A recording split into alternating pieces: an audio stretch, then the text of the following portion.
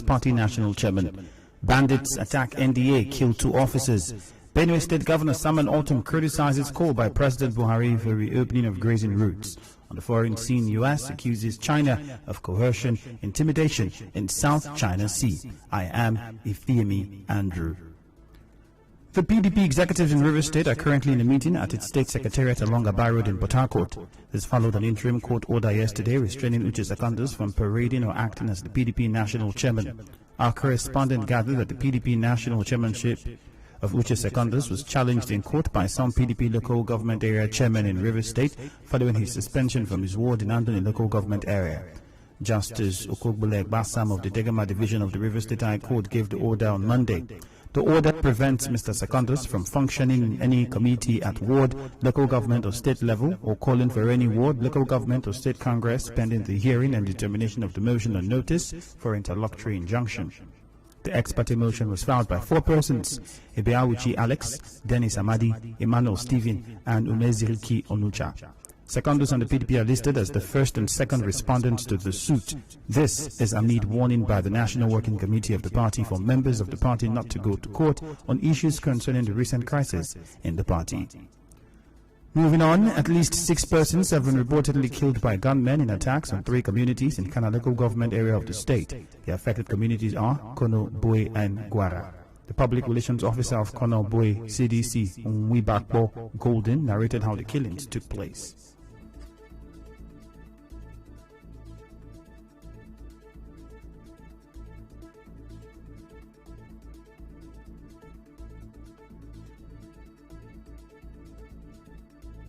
Unknown government invaded Gwara community key about 3, invaded Bowe community, entered Konobu key about 3, 1 could be identified as Tonebari, Deyo, 1 other guy there, Komoleta, and then 1 other bike man, 2 occupants on the bike. They said they were coming from Thanksgiving and they led those unknown government and they were shot dead.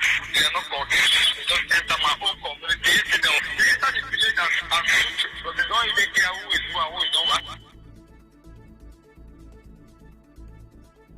Mr. Golden also urged Governor Oyeson Wike to fulfill his promise of citing the police division in the community and rehabilitation of the bad portion of the roads to effectively tackle incessant attack by gunmen.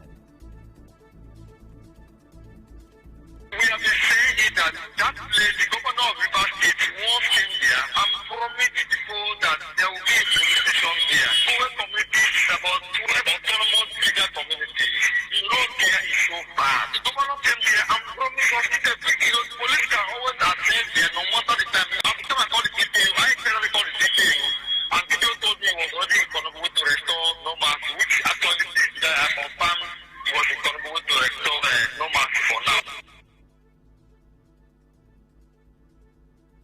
Our correspondent gathered that residents of the affected communities are leaving the area for fear of a repeat attack. The Rivers State Police are filing this report. A group compromised by security personnel in the area. Coordinator of the group, Emmanuel Abe, told our correspondent that the call became necessary following the increasing security challenges and cult activities in the area.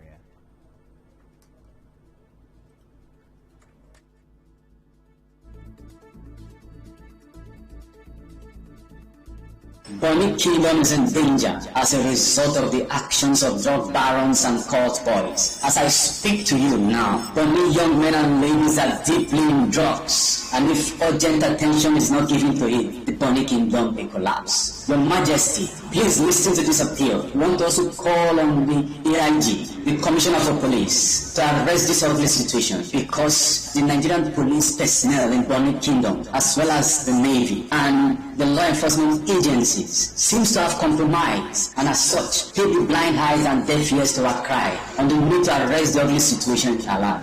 We need a total overhauling of the current security architecture. As you may know, the 4 indigents of Bonny who were kidnapped in September 2020 in Finiapiri Ama community are still in captivity.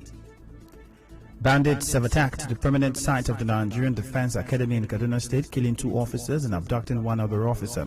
Channels Television is reporting that the incident occurred early this morning. The bandits who came in a vehicle were said to have passed through the security gate into the academy disguised in military uniforms, after which they proceeded to the officers' quarters.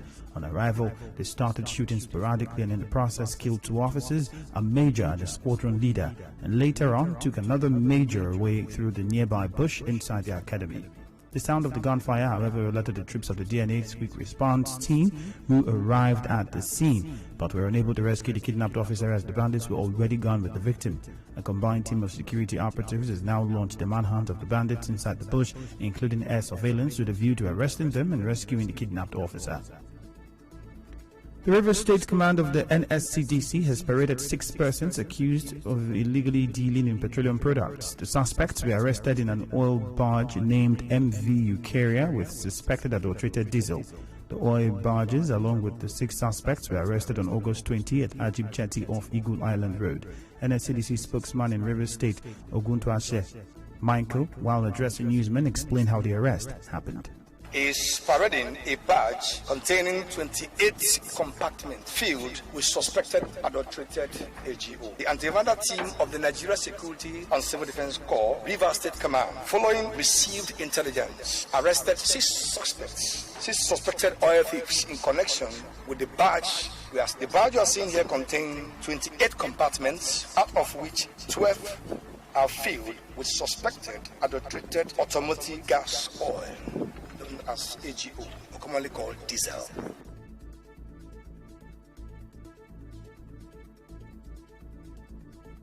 ACC Michael also said the NCDC has moved to arrest the fleeing suspect that brought the barge to the waterside. Investigation is currently ongoing as we speak to apprehend the fleeing suspects who are also involved in this particular crime for possible execution. Yes, investigation is ongoing as we speak to ascertain how to get those people who are also responsible for this particular nefarious act. Right now, our intelligence departments are out around the area where this particular barge was arrested, schools around, to make sure that those who are involved in this particular act are all apprehended. Correspondent Seberuari reports that some of the 6 suspects paraded denied any involvement in the crime. My name is Robert. Joseph Yadefe is my name. I don't know. I was at Egypt. I don't know my offense. My name is Abi. Sam. I just went to the barge to go and find my daily bread. I just saw these people arrested me. I went there. I am looking for jobs. So I just went there. Somebody paddled me to that place. Immediately I get to the place, these people came. And the people is under arrest. Egypt there. I don't do anything. My name is Promise Sunday. I'm not involved. Somebody just called me for a work, so when I got there, I saw civil defense. No, this one is my mechanic lock. I'm a mechanic. I was called to come and do a daily job. I just got there, not quite long. I saw men of civil defense with guns, and they arrested me and brought me here. That's all I know, sir. As I'm talking to you now, I'm really in shock, and I'm confused. I don't know. Still ahead, Benue State Governor Samuel Ortom criticizes call by President Buhari for reopening of grazing routes. Stay tuned.